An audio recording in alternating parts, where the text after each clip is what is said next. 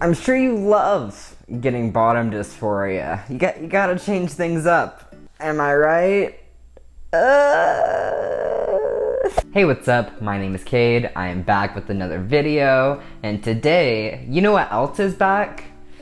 My freaking period! Isn't that fun? No!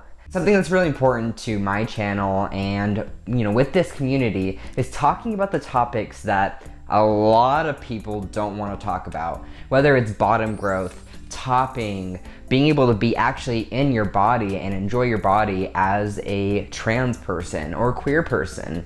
Or I'll even talk about like washing your bottom growth. Something else that is not talked about very much that I know some people just don't want to hear, but it's reality. Trans masculine individuals, or just, AFAB individuals, they get their periods sometimes if they have not had a hysterectomy. Depending on the hormone levels, it might happen. In the future, very soon, I'll be talking about why my hormone levels have changed greatly in the past few months and my decision to do that. I'll just leave it at my hormones are just really screwed up right now. And because of that, this past week, my period came back. Before I started testosterone, I had a very heavy cycle. It would be for like a little over a week, super uncomfortable, painful cramps, just, blood happening. It's not great. Luckily, that was over 5 years ago, and I was like thinking to myself, I'm done with that. Within 3 months of being on testosterone, that period was gone. I was like, not gonna even worry about that hoe. As the years progressed, I started to get cramps every few months that were very painful. And I even recently-ish talked about if I was considering getting a hysterectomy because of how severe these cramps are. Every time I got those cramps, I did get really bad dysphoria, and it started to make me really consider, do I want a hysterectomy? Because I'm not planning on having any kids. I've thought very thorough about this, and it's just caused me a lot of issues. So when those times happened, I was just in deep, severe dysphoria for like a few days. Now, that brings us to the current moment. The worst dysphoria that I have experienced in over 4.5 years has been this week. As you know, I talk a lot about sex and sex positivity on my YouTube channel and like my different social medias, like Twitter especially. In the past few weeks, I've slowly become more and more disconnected with my lower half. Packing has been helpful. I still just have like that slight disconnect, which is such a sad thing because I'm trying to get back into that habit. Pleasure is our birthright. But ever since I started to have this disconnect, it's just slowly gone downhill.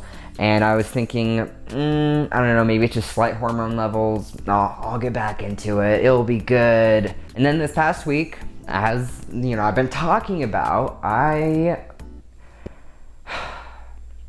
me take you through the story. So I've been having that disconnect for a while. And then about a week ago, my cramps were starting to get the worst that they had ever been. At least from what I can remember, maybe like as a teenager, they were getting up there with how painful it was. I literally had to have like a heating pad on me pretty consistently. Just not enjoyable to have to like work and do all of that other fun things. A few days later, I was using the bathroom and I looked down. And my mouth literally dropped open because I didn't think I was gonna see that hoe like ever again. When I say hoe, I mean freaking blood on the toilet paper and in the toilet. I know it's not a fun reality for myself at all, and I know it makes other trans masculine individuals or other people kind of a little uncomfortable. Let's be honest, it's not a fun thing, especially because the period is usually looked at as a feminine thing. In reality, like, this whole week has been kind of hell for me. I talked a little bit on my Instagram page about like a few different tips that have helped me with like working out and packing more, but I just feel like disconnected and lightly, like taking this very lightly, a little grossed out with my body. But the reality is, all that we can do for ourselves and our bodies is be appreciative of all the different things that are happening with it. Even though I'm not happy that I'm going through this, experience and having the worst dysphoria that I've had in many years, getting the period is just part of it. I'll talk more in a future video about the other fun changes. I forgot to even mention how freaking terrible it felt to have to walk into the store. And I work at a grocery store and I needed it at that moment, and so I went and as I'm working on my break, I had to buy a pack of pads, which was terrible. Doing a little self-checkout, get a few energy drinks and a pack of pads on the side. I don't want to talk to my coworkers, having that weird, awkward small talk of, "Oh, why are you buying those pads?" It's part of the process. I am thankful that my body is functioning. I am thankful to be alive. I'm thankful to be in this moment.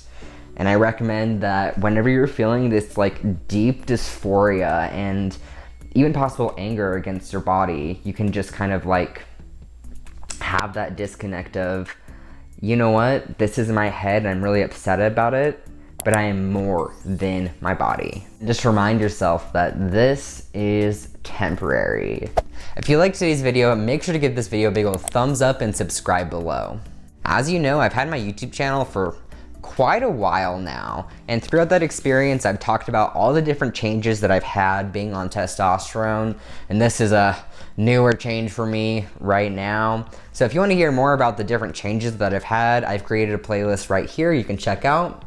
But besides that, I hope you have a great day and I'll see you next time.